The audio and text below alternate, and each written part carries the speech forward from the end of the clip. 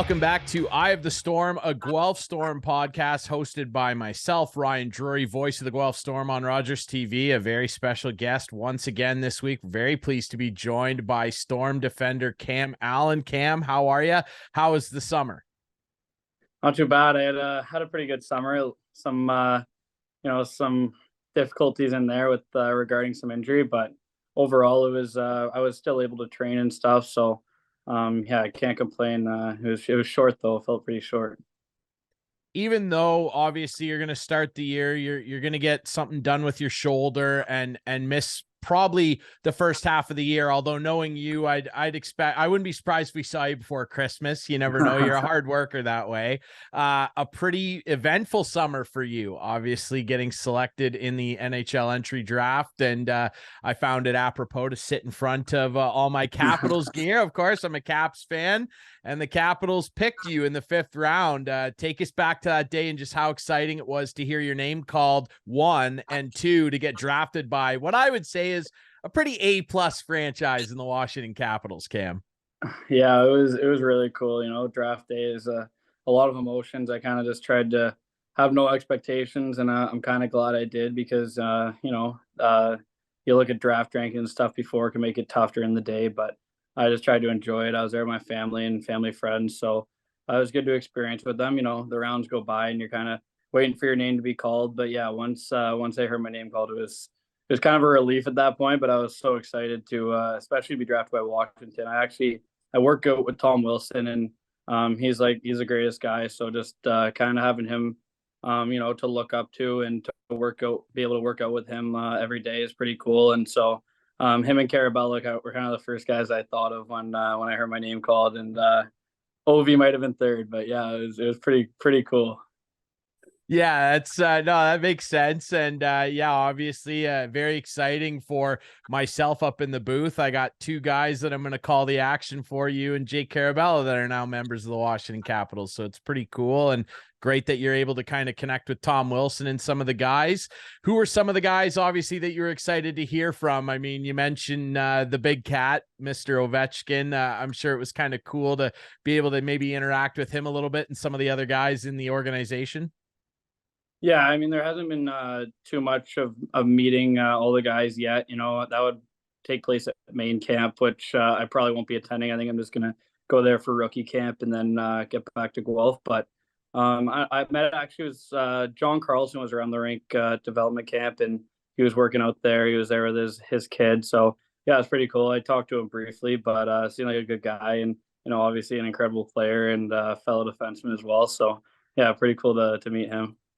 Yeah, 2 right shots, 2 guys that have some offense to their game. I see a lot of similarities between you and Mr. Carlson, so I'm excited to see what you can do eventually in Capitals red. Obviously, take us back to starting your OHL career, because you came into the league with a bang. Everybody was excited to put the pandemic behind them, and you clearly were too, the way you played. I mean, a rookie of the year outing, you had a ton of goals on the power play. Like, you played electric out there. How fun was just finally getting back on the ice, putting the pandemic behind us all, and playing that way and having that type of success in your first year, Cam? Yeah, it was awesome. That was a really great first year. There were a lot of guys that were experiencing that for the first time. We had a lot of first year players, and great older guys as well that treated us really well. So it made the transition really easy for me. And yeah, on the ice, it kind of just took care of itself. Like, I put myself in a good spot to succeed, and the work I'd put in during COVID and stuff, I think it translated really well. And I was happy I did put in that work, and I noticed it right away. And yeah, it was a good first year. It felt like everything was going my way. Whereas, last year things changed up a bit, but the first year just felt like, yeah, everything was coming easy. I just played my game and didn't really worry about too much. So yeah, it was a great first year, and I'm really grateful for the people that I had around me as well. George, I think he put me in some great positions in my rookie year, and yeah, just allowed me to succeed in all areas of the game. Well, you mentioned obviously last year too, and I've already talked about this with George, with your head coach Chad Wiseman, a little bit just about how last season started. Obviously, it wasn't the start the team wanted, but I think one thing that everyone's going to remember about last year and what sticks out is the way you guys turned it around after Christmas. Post deadline, you guys went down the stretch and you were one of the best teams in the OHL that last month and a half. You guys were piling up a lot of wins and showed that you were that team that everybody thought you were at the start of the year. What was that like experiencing that? I'm sure you guys all learned a lot of lessons. What was that like going through that swing to kind of getting back to real consistent Guelph Storm hockey? Yeah, it's not easy coming in as a young team and having really high expectations and expecting so much out of yourself. And I don't know. I wouldn't say that we thought it was going to come. We knew we had to put the work in, but when everyone's telling you how good you are before the season even starts, I think it can have an impact on the team. And I think Chad was really good at preaching, just doing everything the right way and building practice habits and things like that. Just the little things away from the game that really do impact your play on the ice. And I think that's really what allowed us to turn things around. And it all started in practice for us and buying into what we or believing in what we do, as Chad would say, just having a belief system. And I think that really did make a difference. And slowly but surely, and yeah, at one point we were doing really well. And even in the playoffs, I thought we had a pretty good push there after coming back and giving Sarnia a run for their money. They were a great team, so that was a tough series. But I think that the way that we fixed up our game last year and the habits that we built are really some stuff that's going to translate to this year and things that you don't forget. And like, that style, bringing that back with Chad preaching the same things as he did last year, it's really like gives us a foundation to build on. So I think it's, last year it individually and as a team might not have been as successful as we wanted to. And for myself, there's some things I want to change as well, but I do think it was a positive, just a learning experience and a group of young guys that really learned a lot. And I think now we do what it takes to win, but it's an everyday process. Well, on an individual level for yourself, Cam, one thing that really impressed me about you last year was obviously after the rookie year, a lot of fanfare, sure, and everybody saw that you had that offensive ability. But one thing that really impressed me about you on an individual level, talking about that turnaround, was how much pride you took in playing really well defensively. Sure, the points weren't coming like they were in your rookie year, but I was really, really impressed with the way that you played in your own zone down the stretch. And I don't think even when you guys were struggling that anyone could ever say that you cheat anybody for effort. Like, you are an intense player out there, and it's fun to watch. How did you feel about, zoning in a little more on an aspect of your game that maybe people doubted a little bit and you really proved them wrong defensively? Yeah, no, I appreciate that, but I think like a big part of it, I've always been such an offensive player, and I think I have a lot of the tools to be able to play defense, like my skating, my strength as well. So, and then you bring in the work ethic as well. Like that was just something I could control, and when things aren't going your way, you just try to control the things that you can, and try to stop gripping the stick so tight. But sometimes that doesn't come so easy. So, I just wanted to do whatever I could to help my team. That's really what I broke it down to. Was like I might not be, having the impact that I want to on offense right now, and it's not coming very easily. And if you try to push the offense too much as a defenseman, sometimes it can backfire. And it was for me at some points. And there were times when I was trying to do too much at the wrong time and things like that. And my decision making wasn't up to the standard I wanted to be when I had the puck offensively. So I tried to focus on what I could control, and I knew I had all those tools and do have all those tools to be a really effective defensive player and really be a pain for the opposition. So I just focused on that really, and I think it'll do me really well in the future and something that it will really help me round out my game, especially as I get that offensive touch back. I think people really start to see like I'm better than I was even in my first year, just because of the year that I had. I was able to focus on some different things within my game, like regardless of how positive or how negative the season was. Well, I mean, last year, again, with the effort, like, you've been in a couple fights in your OHL career against both times against guys that were quite a bit bigger than you, and you really stepped in, held your own. Like, that's something that endears you to the fans and the broadcasters. I mean, we're everybody's so impressed with your work ethic and your maturity, and you can hear it in your answer there. And part of that, obviously guided you to representing your country on 2 occasions. How special is it to throw that maple leaf on and not only throw it on, Cam, but have success? A bronze medal at the U18s, a gold at the Ivan Holinka. You led that tournament in assists as well for your team. Like, how special is that? Yeah, both times it was awesome and 2 completely different experiences too. In the Holinka tournament, Canada obviously sends their best team and we're expected to go in there and win and we did, and we really didn't face too much adversity, but that was because we were so prepared and everyone there was playing for a bigger reason than themselves. They were playing for our country, and it's just that was kind of our first taste of international tournament. So yeah, that was awesome, a really cool experience, and just to win gold there, it gave me great sense of pride in that. And then going into the world championship, yeah, it's a little bit different where you're not getting every player that you can from Canada, but I think we still had a great group, and it was a difficult tournament. Every single game was tough, and it was awesome because it was like every game was so competitive. So it was really different, and obviously we didn't have the success like we did in Holinka, but still to scrap out that bronze, like that was a tough game. Slovakia was a great team that we played in that bronze medal game, and yeah, so there was a lot of pride in that room. Just battling through that and getting that bronze medal was really cool and good for us as well, I think. A great experience for sure. And I wouldn't be surprised if that's not the last time you throw a Canada sweater on, Cam. I know you're a GTA boy. Take us back to growing up, what that was like, and obviously coming out of the Young Nats program, a vaunted minor hockey program. Take us back and tell us about some people who influenced this engine that you have, because you're so competitive out there and it's fun to watch. So what was it like growing up as a kid and playing hockey in the GTA? Yeah, so I played locally for North Toronto, right from Tyke, and then went to the Nats after that, and stayed with the Nats for my whole minor hockey career. But yeah, some great people I had along the way. Joe Latham, he was my first coach that I had, and just a guy that always wanted the best for me and was really good at getting the best out of me and being honest with my game. And then Brett Punchard, his brother-in-law, actually he took over for our team. He coaches the midget Nats every year, and usually they have a good Telus Cup run. But yeah, he coached me. I think it was from minor bantam and bantam, maybe Pee Wee to bantam, and he was awesome. And again, super honest with me. Still calls me up like a good amount and honest with me about my game, and just someone that's really helped me. And it's important to have people around you that truly want the best for you and are there from day one. So yeah, I'm super grateful to have those 2 influences around me, and as well as a lot of my teammates I had. There's a big reason why I stay with the Nats, and it's such an awesome organization. So I just never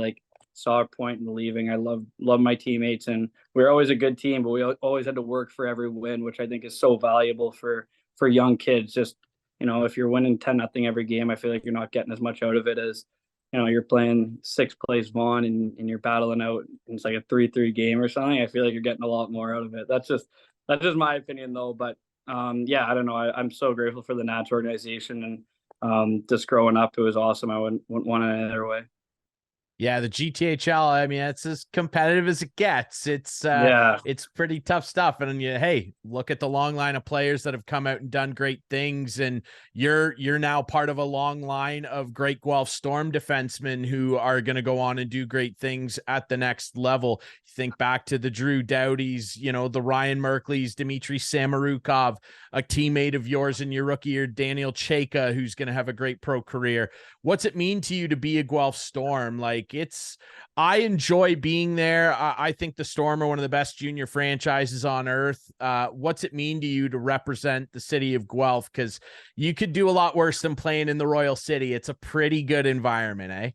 Oh, 100%. Like just the things that everyone sees, like the rink, the fans, the how professional the organization is. We have everything at our disposal. It's incredible. But what I think the best part about the organization, it all goes on behind the scenes, and just the character of especially the older guys within the group that influence the younger guys. Since my first year, it's been incredible. And I don't know if you get that on every team where they're respectful to the young guys, and they include them and make them really feel a part of the team and want to show up every day. And it makes you want to play for your teammates, and, the old guys play for the young guys and vice versa. And I think it creates such a team environment. And honestly, I can't give enough credit to, George and Chad and all the staff in Guelph for building that, great environment within the room. And I think it'll translate to the ice this year. And I think in the past 2 years, regardless of our success, I think it's led to guys playing for each other and really creating such a great bond in the room. So I think that's just something that not everyone sees, but you could ask any player, players that have been traded to Guelph, and they'll say the same thing. It's a great environment there, and just a really, really healthy group, like socially, and everyone gets along well. It's awesome. Well, we can certainly tell. And I mean, it's evident. We see it on the bench, how tight knit you guys are. I mean, I quite typically walk by you guys on my way up to the booth playing keep up and everything. It's a lively group. It looks like a fun group of guys. So that's very, very important, obviously. So part of what I wanted to do, with this podcast, when I had the idea for it, Cam, was when I had players on, learn a little bit more about them, who they are, what they like, that sort of thing. You mentioned earlier, gripping your stick. Guys are pretty particular about their equipment, man. And you're going to be joining a Capitals franchise eventually, where there's maybe the most particular guy in the league. I mean, the Big O, we all know the yellow laces, the torch to the stick. We all know what that's all about. Are you like that with your equipment? Like, are you super, super like involved with how everything's set up, and what kind of stick do you prefer? Honestly, I'm not super particular about it. I've become a little more particular about it since I've been getting my stick for free. Like when you're younger, Sure. my dad and I are as particular as you get with the clearance rack. Like you're not getting exactly what you want, or what you think's best. But I think that makes you a better player too. But then you come into the league and it's awesome. Like you just have so many things to choose from. And right now I'm using Bauer, so I'm a Bauer guy now, and I love Bauer. I was in it last year. My first year I was in, excuse me, I was in CCM, and then, but I'm not super particular about it. Like I've got my flex and curve that I like. I use a vapor, but or I'm using the hyperlite now. I don't even know what I'm using. I haven't shot a puck in 3 weeks. I'm forgetting, but We get it. anyways, yeah. I'm not overly particular about my sticks or my equipment, but I do have a good routine, and I like to go through a routine, make sure everything's feeling good. And there's sticks that I haven't liked and sticks that I like more than others, but I'm not super nitpicky about it. It's more like, I have my flex, I have my curve. I'm not really switching it up too much. So I'd say I'm pretty easy going with that stuff. But I think having a good routine is a huge part of it. Like when guys are really particular about their sticks, I think they just get a good routine in place, and I think it could be helpful, but sometimes it could go over the top. I've seen it. Yeah, I completely agree. I'm thinking of like Mark Stone and some of the stuff he does Yeah. with his stick, but hey, that works for him. Your curve, are you using a particular player's curve, or is it just a straight up numbered curve? Yeah, it's a P92, Okay. which is I guess it was like used to be Backstrom. I don't know what it is now. It's probably not Backstrom We anymore, we but like that. We yeah, like we that do. here, We do okay? like that. Yeah, yeah. But anyways, that's what I'm using now. I used to use the smallest curve. I used to always be in the Patrick Kane curve. My dad never was like, why do you need a big curve? Like he just didn't understand it. So I was in the Stamkos like little P9, was it P9 or P91 or something? Anyways, that was the tiniest curve ever. That's what I used in minor hockey for a good amount of time. I also used to tape my stick just like the one strip in the middle, like Bobby Orr.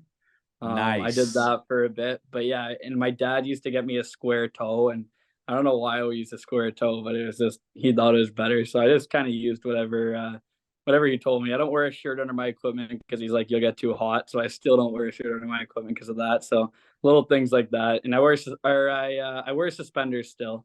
I've always wore suspenders, so that's something different, I guess. Not many guys are wearing those these days. Hey, it's the little quirks, man. That's what makes you Yeah, unique, right? You got yeah. your own setup. So take me through this. And this, I've talked to a few of your teammates about this, and I'll be asking them when I have them on too. You've got control of the music in the dressing room. What are we hearing on Cam Allen's playlist? You're hearing a lot of rap music.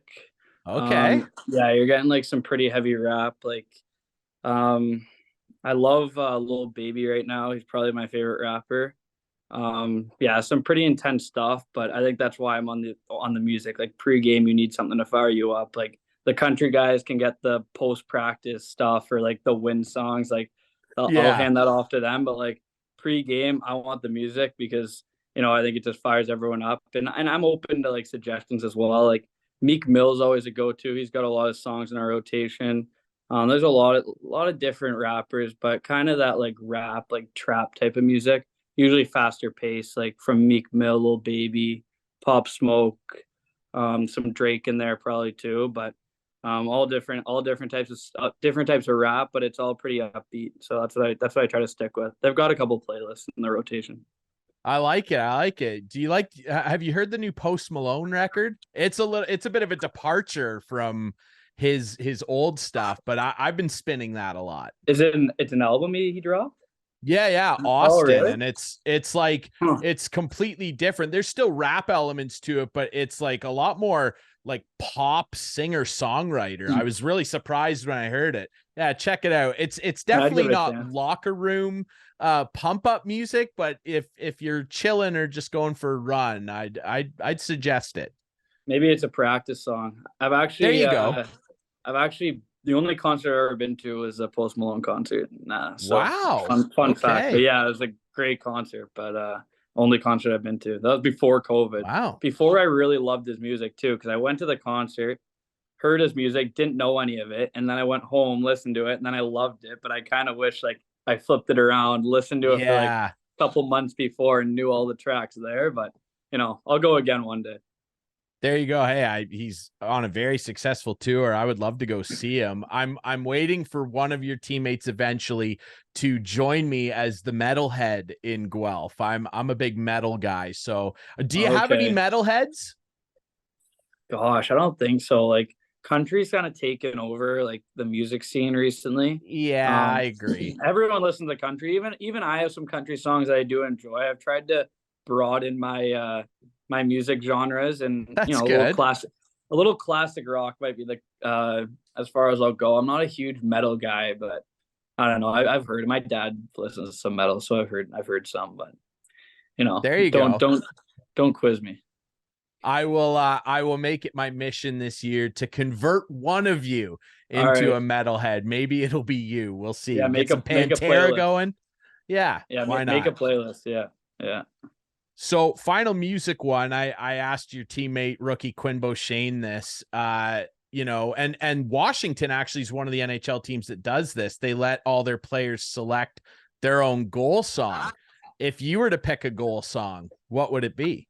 Oh my gosh, this is one of those questions. This is one of those things where I'll answer it and then I'll go back and like just That's good. wish I answered something different. Like honestly, right now, my favorite song, gosh, like a goal song and like my favorite song wouldn't go hand in hand. Probably like, I've recently been listening to "This Week" by Lil Baby, which is Okay. it's not even a new song. It's actually kind of old, but I love that song.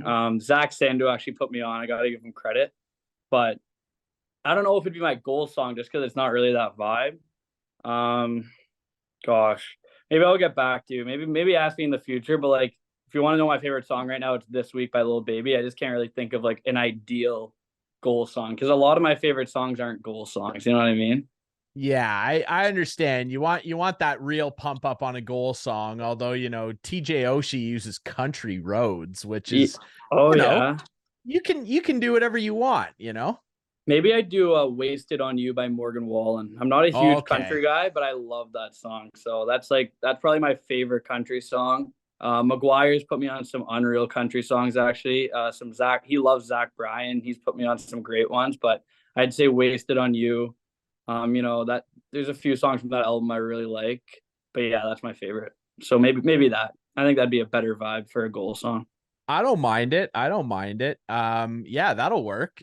You spend a lot of time on the bus, Cam. You guys got some wild road trips that you have to go on every year. Every team does it.